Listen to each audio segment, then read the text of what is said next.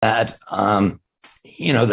that WHO, with Gates's influence, support, participation, administered 1 million vaccines to Kenyan women that designed to sterilize them without their knowledge and against their will, pretending it was a tetanus program that included in the tetanus vaccines, without anybody knowing, human gonadotrophic hormones, which interact with tetanus toxoids as essentially a chemical castration drug for women. And he gave that to WHO, gave that to at least 1 million women in Kenya, and they had similar programs in Nicaragua and Mexico and the Philippines, which clearly they were doing that, although we don't have the vials. We got the vials from Kenya, so we know what they were doing, and they've admitted it.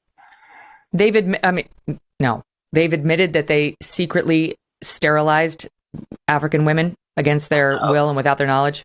And I would urge you to read this chapter in my book. They've admitted that there was first denied that there was human gonadotrophic hormone in that vaccine, which there's no reason it should have been, and then admitted that there were. But if you read my book, you'll read that for 20 years, WHO has been spending tens of millions of dollars developing these sterilization drugs to surreptitiously give women. Now, this sounds paranoid, but they've published papers on it. Well, as you already established, that doesn't mean anything. Yeah, no. I'm saying WHO has paid researchers to find ways to chemically castrate women against their will and without their knowledge. Well, we don't know. Well, that's a relevant factor.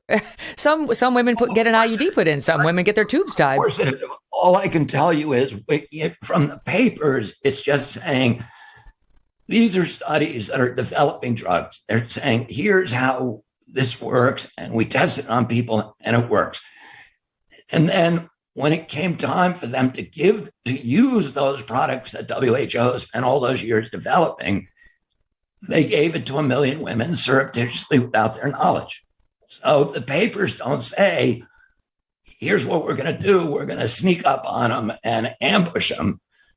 The papers say, here's how you develop this vaccine, and you hide it in a tetanus vaccine. And then when it actually came time for them to do the program, they did not tell the women. And they were caught by the Catholic Medical Association of Kenya, who noticed that, first of all, usually when you give a tetanus vaccine, you only give 1 dose, and it's good for 10 years. But they were told to give 5 doses in 6 months, which made the doctors, the Catholic Medical Association, say something's wrong here. And it was only given to women of childbearing years, women from 14 years old to, I think, 34 years old, which was weird because men also get tetanus. Third, there was no tetanus outbreak at that time. That's when the Catholic Doctors Association got a hold of the vials, and they tested them in 6 different labs. And they all came back, or most of them, not all of them, but most of them came back and said, yeah, they contain this drug. Look,